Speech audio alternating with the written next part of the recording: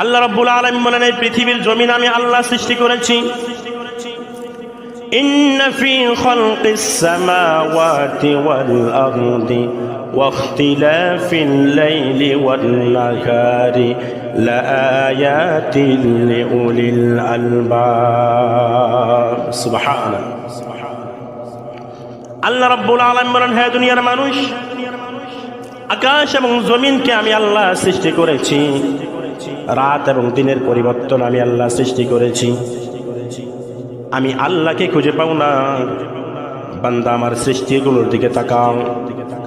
ثم ارجع البصر كرتين ينقلب إليك البصر خاسئا وهو حسير।